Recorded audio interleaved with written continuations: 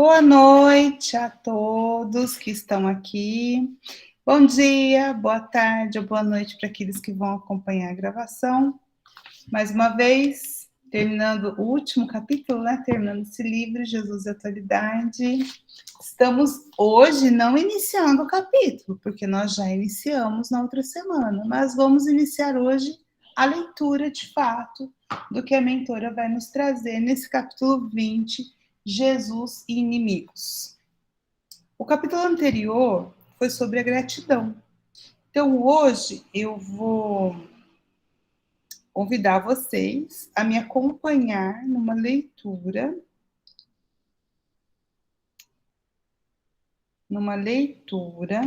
de uma mensagem da mentora Joana de Ângeles. Então, eu vou falando e, por favor, vocês vão refletindo, pensando em cada palavra que ela está nos dizendo, que a nossa companheira Magali postou no nosso grupo de mensagens e vamos compartilhar com vocês hoje a título de prece de início do nosso estudo, pedindo a Deus abençoe a todos nós, a Jesus, proteção a esse trabalho, a espiritualidade amiga que nos oriente, nos guie, nos entendimentos e principalmente na força de vontade, na força da boa vontade de seguir esse caminho de orientação, de acordo com o Evangelho de Jesus, que a nossa benfeitora Joana de Ângeles vem nos trazer. Vamos lá. Gratidão à vida que me inspira e me dá chances de evoluir diariamente. Gratidão ao lugar onde estou aqui e agora, pois esse lugar precisa de mim e eu dele. Gratidão a todos os órgãos do meu corpo, pense em cada um deles, que funcionam em plena harmonia e perfeição. Gratidão à casa onde moro, que me serve de refúgio e de descanso. Gratidão às oportunidades de trabalho, conquistas, sucesso e evolução que se abrem diante de mim diariamente. Gratidão a cada conta paga, porque dessa forma honro meu nome, honro meus compromissos. Gratidão a tudo que eu compro, adquiro, pois é fruto do meu trabalho. Gratidão a todas as pessoas que cruzam o meu caminho. Eu sou grata a vocês. Gratidão às pessoas que me fizeram mal, porque assim desenvolvi força e coragem para seguir sempre adiante. Gratidão às pessoas que me fizeram bem, porque assim me senti muito amado e abençoado. Gratidão a todas as oportunidades, sucesso financeiro e pessoal que recebo, identifico e aceito. Gratidão a mim mesmo, que encontro a gratidão em todas as pessoas, coisas e fatos. Gratidão ao universo inteiro que conspira a favor de cada pensamento meu. Por isso escolho com cuidado tudo aquilo que penso, falo ou desejo. Gratidão ao Deus maravilhoso que existe dentro de mim. Sou parte de sua divindade e por isso espalho luz, amor e paz por onde quer que eu esteja. Gratidão, Pai amoroso. Linda mensagem da benfeitora Joana de Ângeles. Amém. Lindo, né, gente? Que possamos fazer assim. Vou fazer a apresentação para vocês, para a gente iniciar a leitura, sem preâmbulos. Por que sem preâmbulos? Porque fizemos isso no encontro passado, não é verdade? Refletimos, temos uma reflexão para hoje, que já está há 2 semanas, para que possamos identificar, já vou colocar já, quem são nossos inimigos, identificar e listar.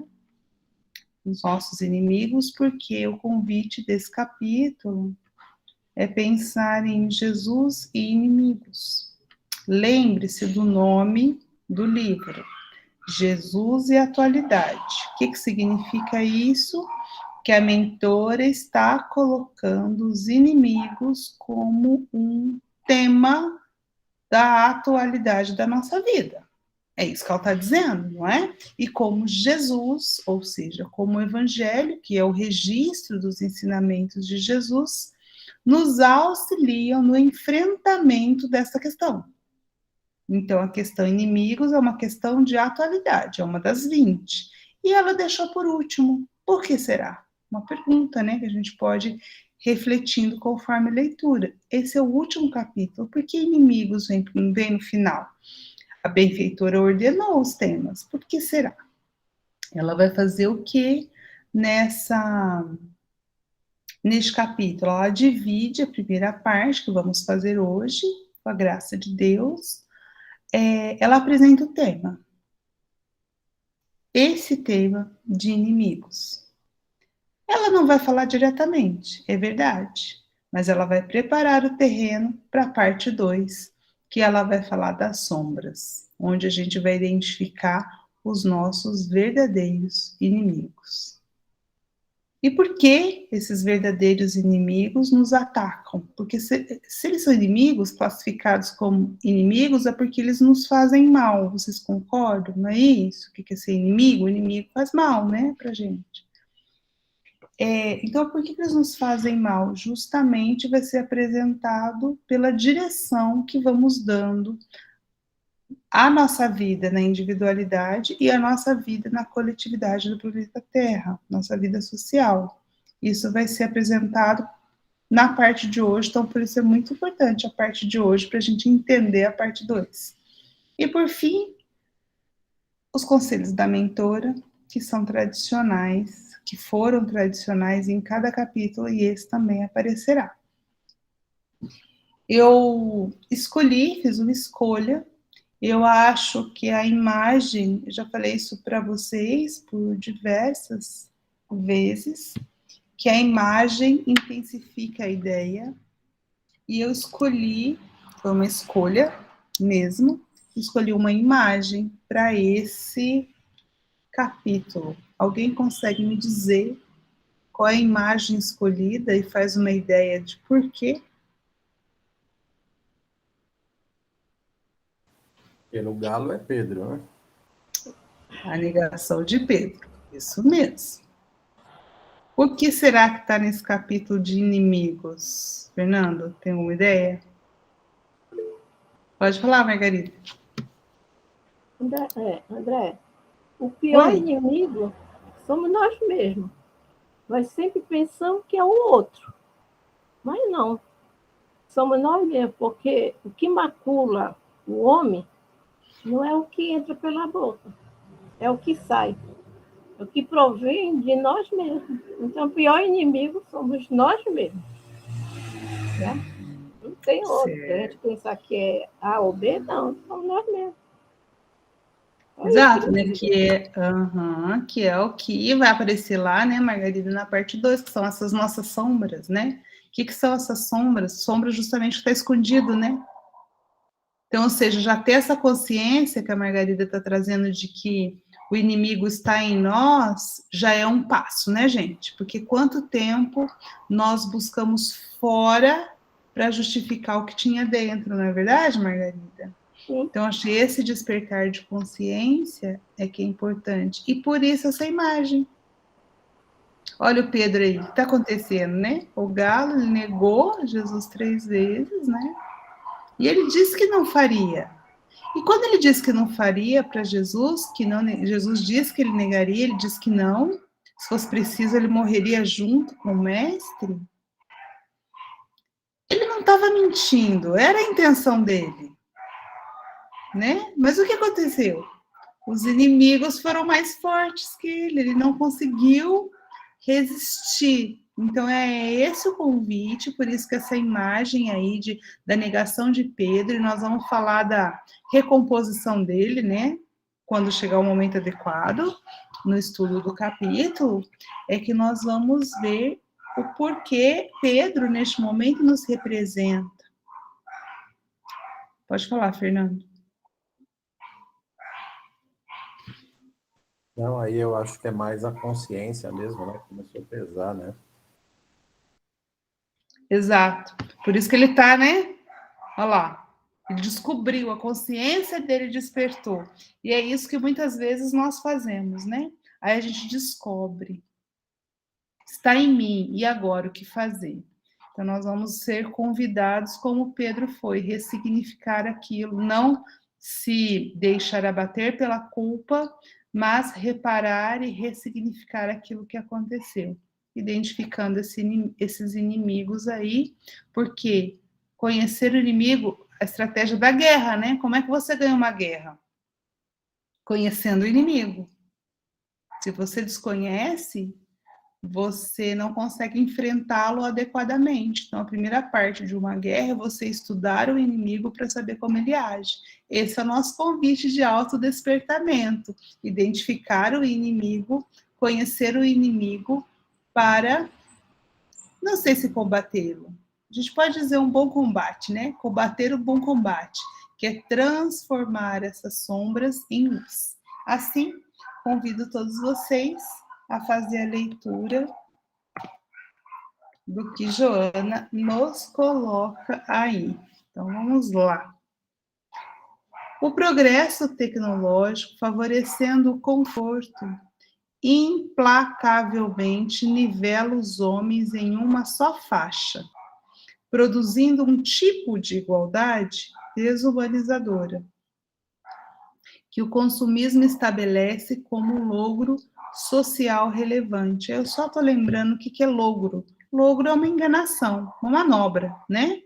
Então, veja, eu escolhi essa imagem aí porque ou você tem dinheiro para ser assim, ostentar, comprar, além de comprar, ainda você compra no exterior, porque olha o avião, ainda tem alguém para carregar, né, gente? Ou você tem dinheiro para fazer isso, ou você gostaria de ter. Então, o que ele está dizendo? Que esse progresso tecnológico, ele nos nivela. Quantos e quantos crimes são cometidos a troco de uma satisfação fútil de comprar isso e aquilo? É ou não é? E por que nós queremos comprar? Por que nós queremos adquirir? Porque nós somos levados a uma massificação de entender que a felicidade está no ter, no adquirir. E adquirir constantemente, não é isso? Porque você compra uma coisa, você fica alguns dias, pouco tempo, satisfeito com aquela compra, logo sai um novo e você é estimulado a querer um novo, um melhor, enfim. É ou não é, gente? É assim? Então, ao invés de pautar na atualidade por uma vida simples, como pregava Jesus, Jesus dizia que ele não tinha uma pedra, o filho do homem não tem uma pedra onde possa recostar a cabeça. Então, ele não tinha nenhuma pedra para chamar de sua. Era simples e era feliz. E agora, na sociedade atual, por isso que o livro é Jesus e a Atualidade, está parecendo que a tecnologia, porque a informação chega, a propaganda chega, né? A tecnologia está nivelando as pessoas com um desejo de ter que está massificando. Certo? Acho que é isso. Alguém tem algum outro entendimento? Se quiser comentar, que eu vou fazer a leitura do outro. Mas se quiser, agora é a hora, assim, nesse entendimento. Massificando, ou seja, trazendo uma igualdade desumanizada, né? Dando porque logro ali que eu falei, né? Porque vende-se a ideia falsa, por isso logo, né? Vende-se a ideia falsa de que a felicidade é esta. Gente, já vou te dar a voz, Graça. Essa mulher aí do chapéu rosa, quando você olha para essa imagem, você pensa que ela é feliz. É ou não é? Não é isso que a propaganda quer aparecer? Que tá tudo ótimo, mas será que por dentro é mesmo? Ela tá com essa satisfação toda? Essa é a pergunta. Oi, Graça. O que eu queria completar aqui é que essa igualdade desumanizadora é na vontade, no desejo, né? Então, todo mundo deseja um bem maior, mais atrativo, que todo mundo tenha. Então, é no desejo, não na concretização do desejo. Não, na concretização. Isso mesmo, Graça. Era isso isso mesmo. que eu queria completar. O que é pior ainda, né?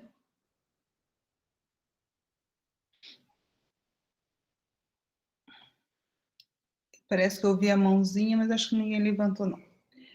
Por efeito, uma comunidade é tida como feliz em razão dos instrumentos eletrônicos de que dispõe, dos automóveis, iates, até aviões que aguardam para serem utilizados. Então a gente pensa assim: nossa, quem é feliz? Aquele povo que vive naquele bairro chique. Aquele é feliz.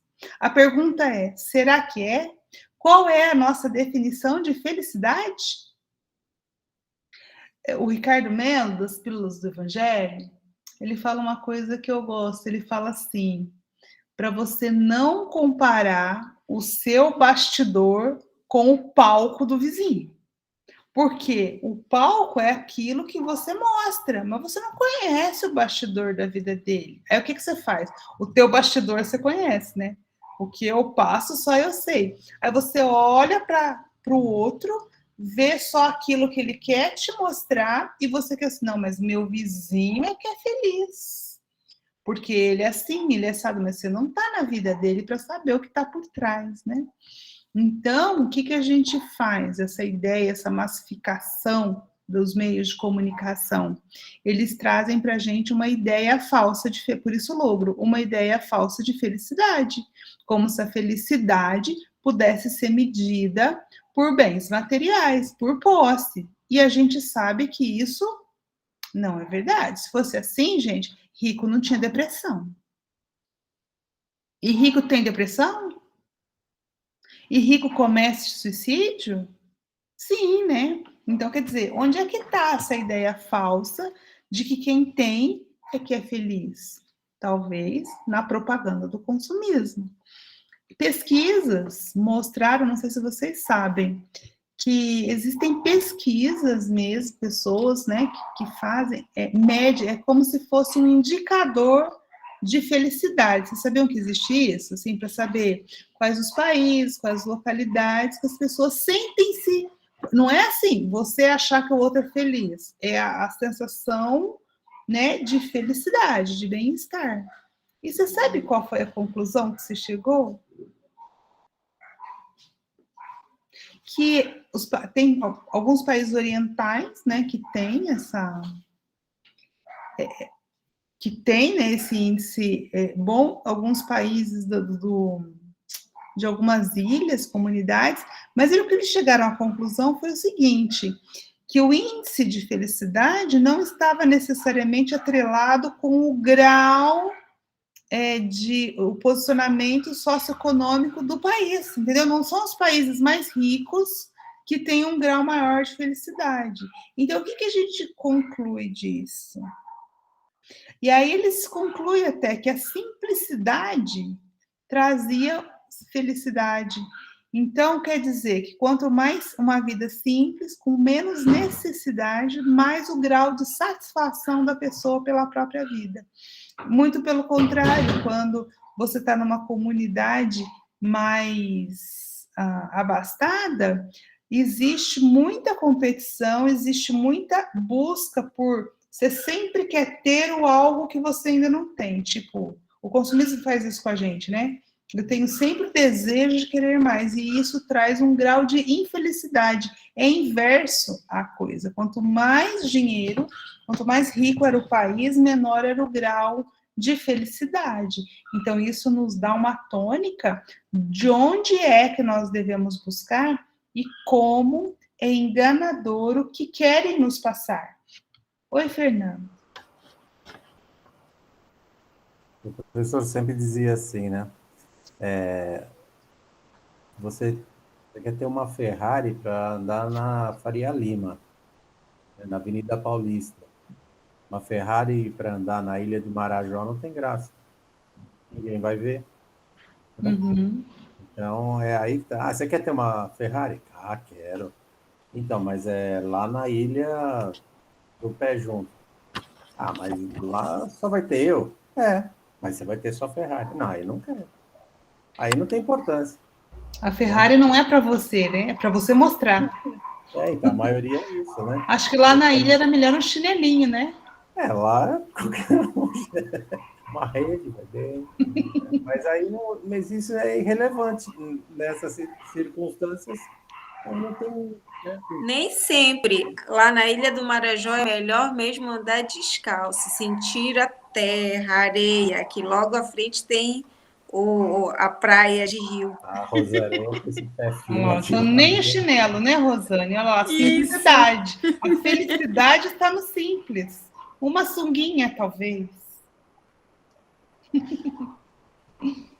Bom, então é isso, né? Então, acho que nós concordamos, Joana está mostrando que a felicidade aos olhos mundanos é muito diferente da felicidade que Jesus vai nos mostrar. Oi, Margarida, pode falar.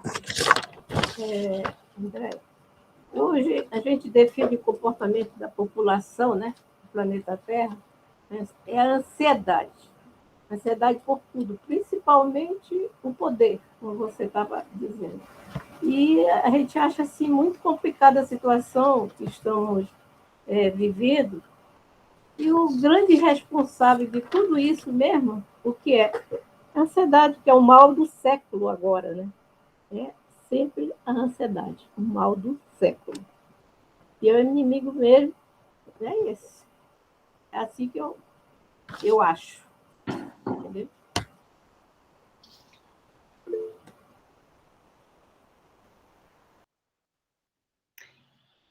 Margarida, eu peço perdão porque eu não ouvi, porque eu caí.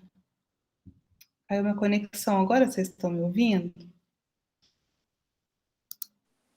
Sim. Tá.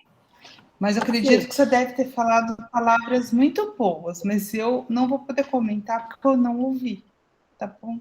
Então, deixa eu te falar. Mas continua Bom, gravando. vou falar para tu. Hoje, o que define o comportamento da população do planeta Terra é a ansiedade. A ansiedade por tudo, principalmente o poder. E é muito complicada essa situação que estamos vivendo. E quem é o responsável de tudo isso? É a ansiedade. Por quê? Porque agora ele é o mal do século. Todo mundo anda ansioso por tudo. Por ter, pelo poder, não tem, quer ter, enfim, tudo isso até que você já falou antes. E é essa ansiedade mesmo. Entendeu? Que vai gerar muitos transtornos psíquicos, né? Exato, exatamente. Então, despertar da consciência, que é o que nós estamos tentando aqui aos pouquinhos fazer, é justamente isso, não nos tornar ansiosos, né, pelo dia de amanhã. Vamos agradecer o que temos hoje. Hoje. Tudo bem. Gratidão pela seu enriquecimento. Lembrou, né? Aí, gente, eu gostaria que vocês reparassem nessas imagens, eu busquei colocar vários grupos para não ficar num só, mas a gente tem várias comunidades assim que se unem por um objetivo. Eu coloquei aí os punks, os skinheads, os grunge, enfim, os dark, e assim vai. Os roqueiros, aí tem as agremiações religiosas, aí tem. A gente vai se dividindo, a gente vai se segregando assim, pelo partido político, da direita e da esquerda, pela religião, enfim, por uma ideia ou por outra, é ou não é? A gente vai se juntando em grupos. É o problema a gente se juntar em grupos? Não, em si não. O problema começa quando nós entendemos que só o que o meu grupo pensa e como ele age é que está correto. Aí começa o problema. Então vamos ver o que Joana vai nos dizer sobre isso. Os modismos assomam, gerando um comportamento mesmista, em que os indivíduos se imitam, assumindo posturas idênticas, com enfraquecimento dos ideais, da ética, da família, da criatura em si mesma. Olha só, lembra que nós acabamos de falar sobre a mídia, né? Como a mídia massifica. E aqui, não só para o consumo, também para comportamentos, dita comportamentos. Mentes mais abertas, mentes que já buscam o seu despertar, vão ficar mais atentas. Por isso que Jesus falava, vigiai e orai. Vigiai primeiro, né? Vigiai, presta atenção. Mas nós sabemos que a grande maioria não vigia, é ou não é? Não presta atenção. Então, de maneira, começando com sutilezas, os comportamentos vão se enraizando naquele ser. Vou dar um exemplo para vocês. O padrão de beleza. Eu vou dar um exemplo meu. Eu cresci querendo ter o cabelo liso e o nariz afilado. O nariz não deu certo, porque eu não ia fazer cirurgia nem nada, mas o cabelo eu alisei. Assim que eu pude ter, por quê? Porque era um padrão de comportamento que me foi vendido, que o bonito era ter o cabelo liso, certo? Então, eu escondia, enquanto criança, né? Eu escondia o meu cabelo, eu amarrava o meu cabelo, enfim. Quando eu pude, um dos primeiros salários, quando eu pude pagar, eu fiz o quê? Mudei o que eu podia mudar, que era o cabelo.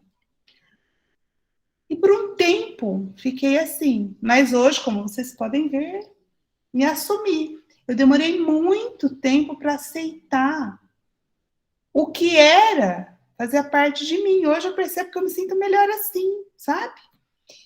Por que eu estou contando isso? Tô dando um exemplo, aí vocês identifiquem em vocês o que talvez, mas isso era uma massificação, porque eu fui treinada, por exemplo, só para vocês terem uma ideia de como eu ouvia as coisas desde criança. Você acha que era cabelo enrolado, cabelo encaracolado? Não, sabe como que era que as pessoas diziam? Era cabelo ruim. Eu não sei se vocês lembram disso. Então, o que você vai associando? Que não é bom, né? E, enfim, e isso é o quê? É um padrão ditado por uma indústria da moda. Quantas meninas, eu tive colega de faculdade que passou por esse problema, desenvolveram anorexia por conta do padrão de beleza da magreza. Por quê? Porque a TV mostra isso. É ou não é, gente? Vocês devem conhecer muitos casos. Então, isso que Joana está nos dizendo é atualíssimo, porque a mídia vende uma imagem e a gente, principalmente quando é criança, adolescente, depois vai carregando isso pela vida, a gente quer imitar aquele que está na mídia, que faz sucesso. Trazendo para a atualidade, na minha época era a televisão, né? Os atores, atrizes, as cantoras, né? Hoje é o que, gente? Os youtubers, que influenciam os nossos jovens. Então, assim, e aí é papel da família, olha lá o que ela está falando, que essa massificação faz o quê? Enfraquece os ideais, a ética e a família. Então, é papel da família, desde a infância, a juventude, guiar esse jovem para que ele identifique esse tipo de coisa e não deixe se enfraquecer, influenciar por esse tipo de coisa, porque nós somos o quê? Individualidades. Nós vivemos, sim, em comunidade, em sociedade, evoluímos em sociedade, mas cada um com a sua individualidade, sem a massificação. Ah, mas por que Joana está nos trazendo isso? Ela vai contar qual é a consequência dessa massificação. Então, por que a gente traz, né? A gente traz esses grupos, porque esses grupos, eles se apoiam um no outro com um mesmo pensamento e se auto-replica dentro deles uma forma de pensar e entendem que o que está fora está errado e só o que está dentro está certo. Isso tende a fazer o quê? Criar o inimigo. O inimigo quem é para esses grupos que estão fechados em si mesmo? O inimigo é sempre aquele que não pertence ao grupo. Concordam com isso? O inimigo é o outro. Então, olha só o que a Joana vai nos dizer. Reagindo a tal conduta, ou seja, a conduta de imitação. Então, eu tenho, por um lado, aqueles que vão tender a essa imitação para ficar tudo mesmíssimo, só que tem uma reação contrária.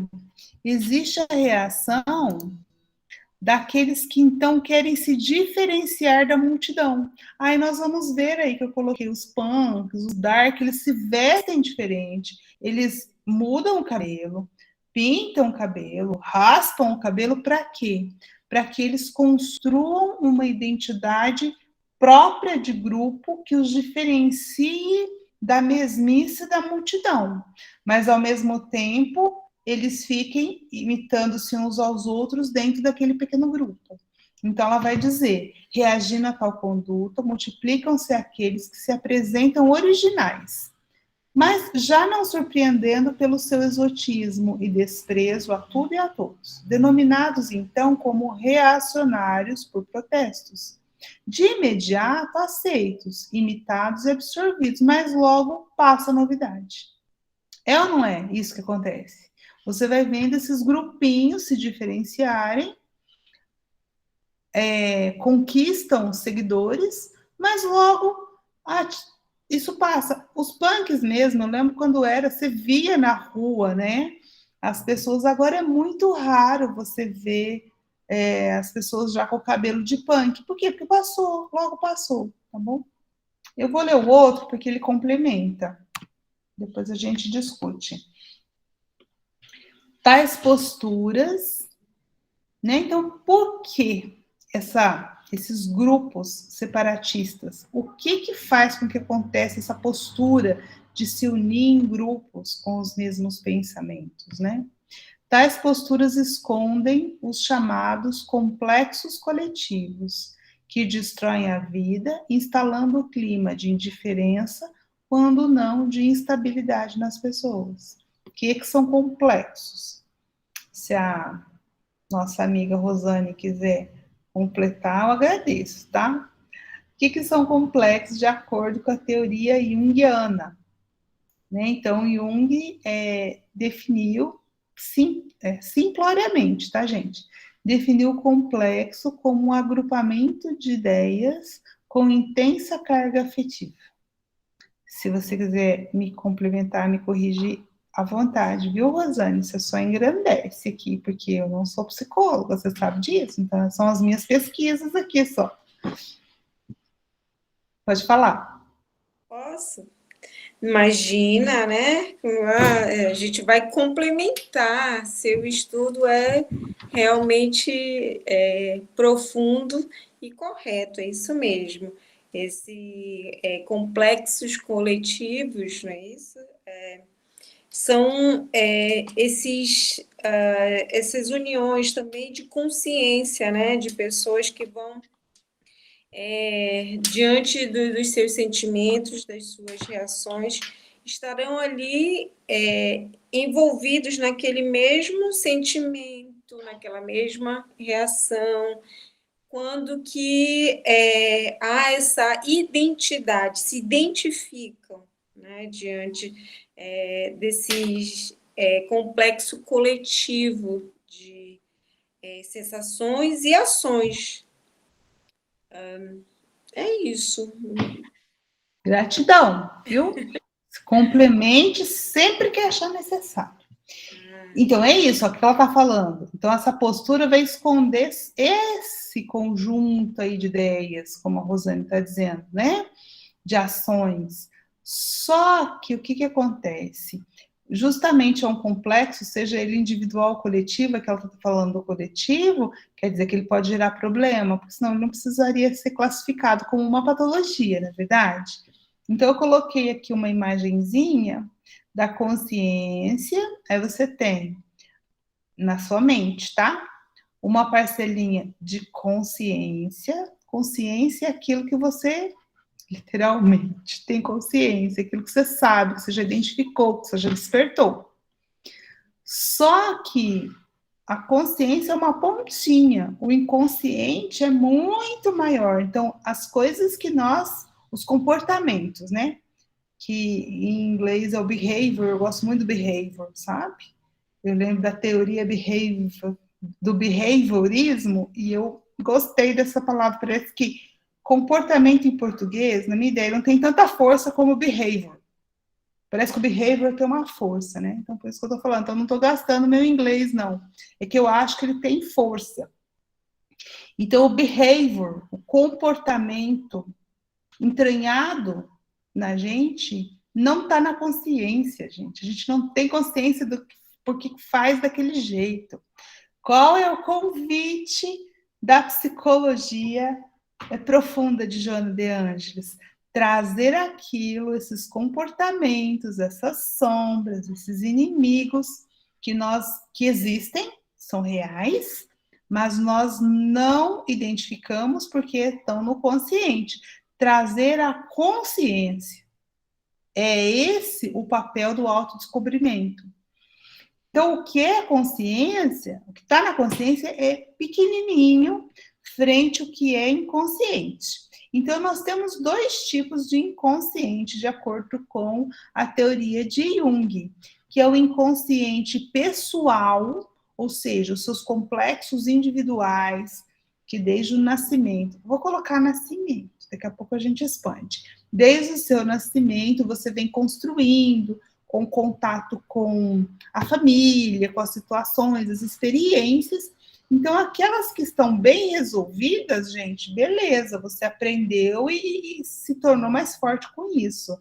Mas existem aquelas situações da tua vida que não está bem resolvido, que gerou essa carga intensa emotiva. Aí vai gerar o quê? Um complexo. Esse complexo é o quê? Individual. E tá onde esse complexo? Em geral, como uma estratégia de defesa da mente, é mandado para o inconsciente, porque às vezes na consciência você não dava conta de lidar com aquilo. É igual a pessoa que passa por um trauma muito grande, os psicólogos falam isso, Rosane pode me ajudar, que a pessoa, se você pergunta detalhes, ela não vai lembrando. Por quê? Porque como uma estratégia de autodefesa, a mente manda para o inconsciente. Significa que está resolvida a questão? Não. Significa que ainda não é a hora. A mente não está forte o suficiente para enfrentar aquele problema. Isso vai gerar o que Jung chama de complexo. Então, isso vai acabar. O que está no inconsciente, ele como se ele fosse transborda, ele escapa. Não, vou dar outro exemplo.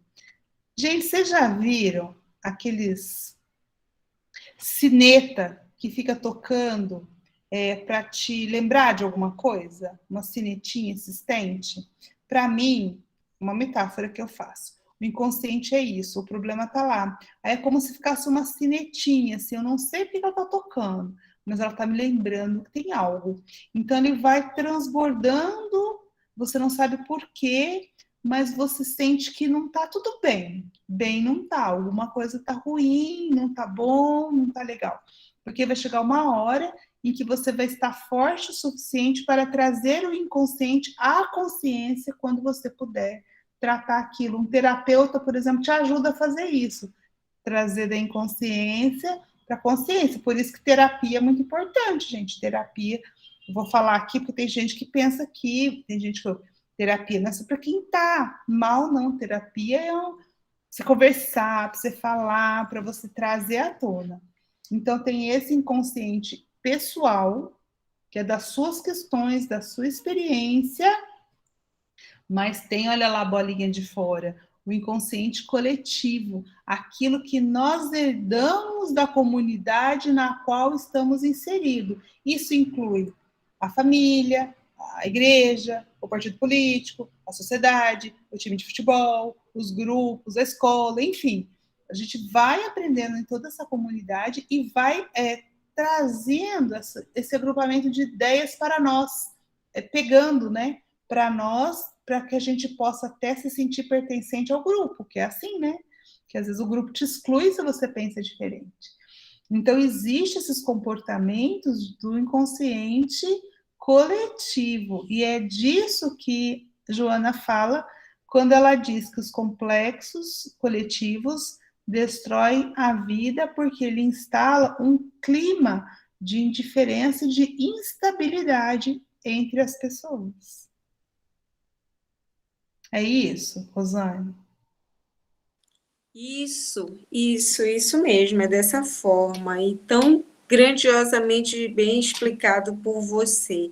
É dessa forma que as pessoas vão, e aí o entendimento também está muito assim, para o senso comum agora, né, em que foi falado diante da televisão, da mídia, a palavra gatilhos.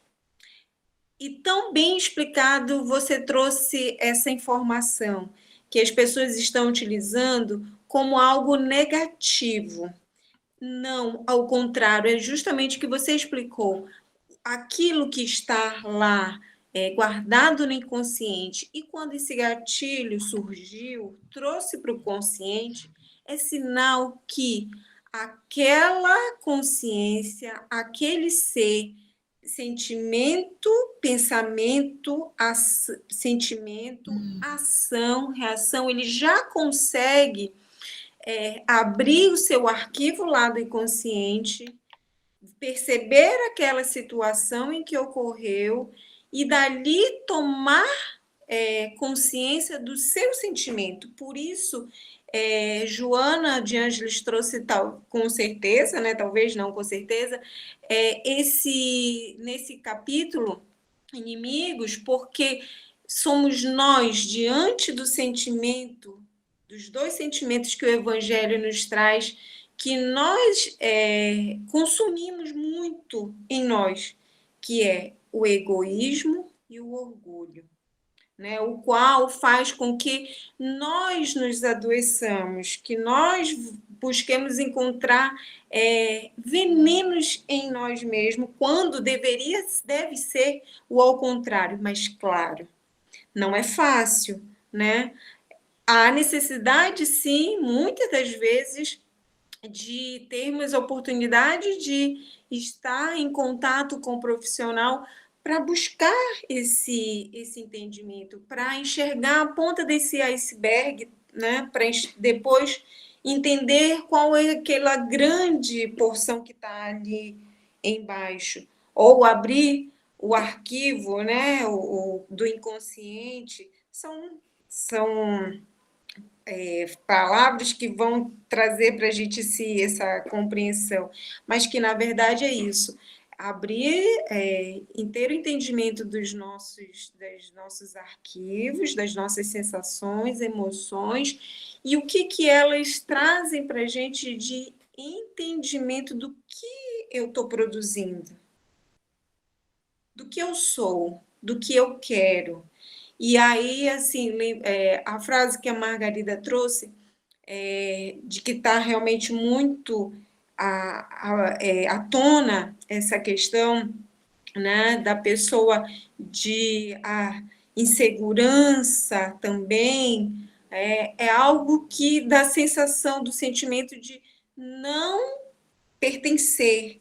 E aí vem mais uma vez, eu entendo que vem essa ligação com os nossos sentimentos de sermos inimigos de nós mesmos, né? Quando trazendo esse sentimento do orgulho e do egoísmo a aflorar em nós, quando devemos buscar aflorar o sentimento de caridade, de amorosidade, de benevolência, de indulgência, na compreensão desses outros sentimentos, para que a gente possa, tratar, cuidar e nos trazer os remédios salutares que Deus sempre traz para a gente, que está em nós, né? Todos esses dois, o antídoto e o veneno e o remédio, né? É isso. Isso mesmo. A questão é, você quer curar-se? Né? Então, a identificação dos inimigos é um processo, já o início da cura, né? Só vai buscar a cura se você tiver consciência de que você está doente. Muitas vezes nós não temos, né? Então, acho que esse despertar da consciência é importante por isso, Rosane.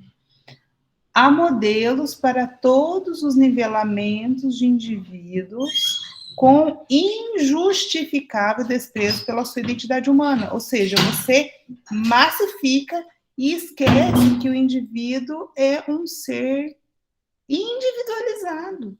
Isso é herança divina em nós. Deus nos criou como seres que têm livre-arbítrio e, portanto, uma identidade. Se não fosse para ser assim, seríamos todos criados perfeitos e todos iguaizinhos. É ou não é, gente? O que Deus fez para nós? Nos deu livre-arbítrio para que nós fôssemos trabalhando e sendo diferentes. Então, essa identidade humana é uma herança divina, em que essas situações buscam nos nivelar e matar esse humano que é em nós. O que nos humaniza nessa massificação é tirado de nós. Concordam? É isso, né? Por isso que fala injustificável desprezo pela identidade humana. Sufocado pela falta de humanidade, porque aí quando você mata, ou pelo mata não, mata é muito, morte não existe, né? Mata é muito forte. Quando você sufoca, né? Igual fala, sufoca o divino, essa centelha divina em você, o que acontece, gente? Eu já te dou a palavra, Rosane, só terminar de ler. O que acontece quando você sufoca o ser divino que há em você? Há uma desconexão, concordam? E aí vai gerar o que a Margarida falou da ansiedade, aí vai gerar o oposto, que é a depressão, enfim, todos esses males que nós estamos identificando na sociedade atual. Então, sufocado pela falta de humanidade, o homem, então, busca refúgio nos partidos políticos, que se biparte, né? Eu contra você, porque a direita e a esquerda nunca eram para ser inimigos, gente. Vocês concordam? Era um posicionamento de ideias e não tratar o outro como inimigo. O que nós estamos vendo no nosso país não é exatamente essa bipolaridade que suscita brigas, às vezes até rachando famílias inteiras? Isso é injustificável, né? Nos clubes sociais e desportivos, trouxe a imagem aí das torcidas. Quantas vezes nós vemos as torcidas se digladiando por uma partida de futebol? Quer dizer, é isso que nós somos? Será que tem muito mais disso? Não é só por conta do resultado de uma partida, não pode ser, vocês concordam comigo? Tem muito mais no inconsciente que a pessoa leva a sua selvageria, aquilo que está embustido, que está preso dentro dele, e acaba cometendo crimes ocultos na multidão. O que ele não tem coragem de fazer na individualidade, ele ganha força na coletividade e pratica isso. Então é isso que ela está dizendo, olha, refúgio nos partidos políticos, nos clubes sociais, desportivos, nos aglomerados, temendo enfrentar-se, ou seja, eu me oculto na multidão, pratico, dou vazão às minhas sombras na multidão para não conseguir olhar para dentro de mim mesma. Pode falar, Rosane.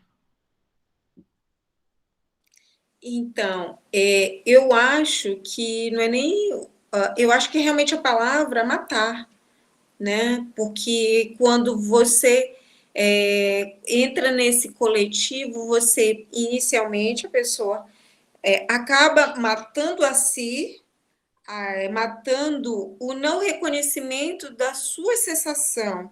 Opa, eu vou enfrentar jogando para o outro, eu também estou matando o outro, né? E aí esse coletivo realmente tá tão,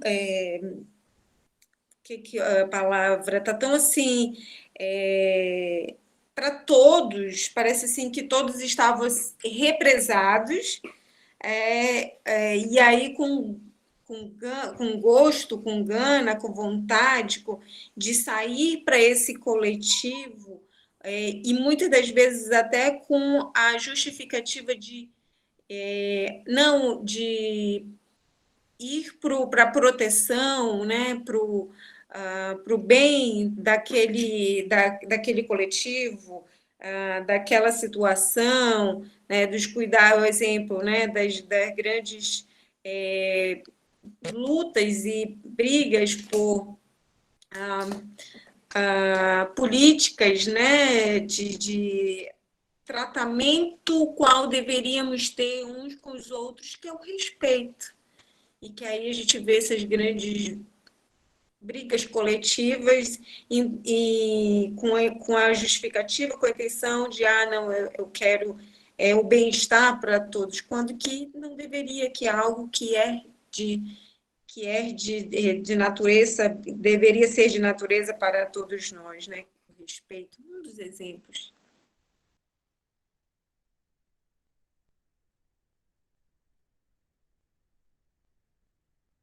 Esqueci.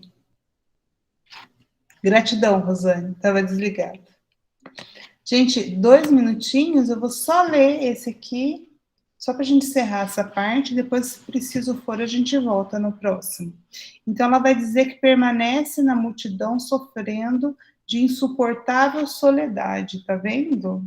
Ou seja, você está na multidão, mas você continua só. Soledade é uma herança ainda, né, do espanhol, mas essa solidão, né, essa melancolia de não se encontrar. Por quê? Porque você se desligou do seu eu divino, matou o seu eu divino, aí você não se encontra. Por mais que você tenha força na multidão, você acha que você tem força, você tem aquele vazio dentro de você, que aí vai dar o quê? A depressão em algum momento, né? Que é essa desconexão.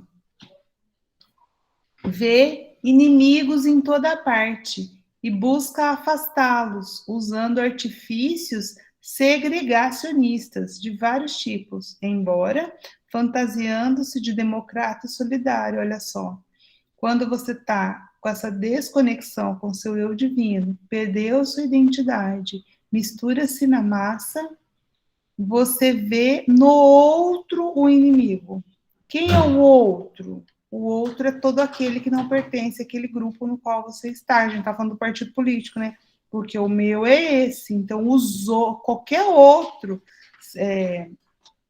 que defenda uma postura diferente desse da minha, é meu inimigo. E aí você começa a ver inimigos em toda parte, não como uma troca salutar de ideias, não como um enfrentamento de ideias que vão crescer quando você se abre com o outro, não, enxergando o outro como querendo o seu mal. E em nenhum momento uma ideia diferente da sua significa que a pessoa é seu inimigo, né? E assim é feito, e a gente tem essa segregação aqui no sentido daquele que separa. Então, você é o outro, e o outro no sentido daquele que deve ser separado do seu grupo. Bom, gente, não vou poder abrir para vocês, porque nós estamos em cima do tempo. Acabamos a primeira parte, onde Joana vai abrir o tema. Abriu com maestria, né, gente? Não falou a palavra inimigo, mas está preparando o terreno para isso. Semana que vem, nós vamos ver justamente quem são. Aí vai aparecer pela primeira vez a palavra inimigo, para ela apresentar quem são realmente os nossos verdadeiros inimigos, que é a reflexão que vocês tinham lá no grupo. Quem é o seu inimigo? Liste. Eu acho que já dá para a gente fazer isso com mais propriedade ainda. Agradeço a atenção de vocês, a presença de todos vocês aqui. Agradeço aquele que acompanha a gravação, curtir esse vídeo, compartilhar se você acha que faz sentido para alguém. Que Deus abençoe a todos vocês, que a paz de Jesus esteja com vocês hoje e todos os dias da semana. Até quarta que vem. Grande beijo. Boa noite a todos, Tchau, até pessoal. semana Boa que vem. semana a todos. Com Deus. Boa semana. Noite. Boa noite, Muita luz e Gustavo. paz. Boa noite, gente. Boa noite a todos. Namastê. Ah, Boa boa noite. noite.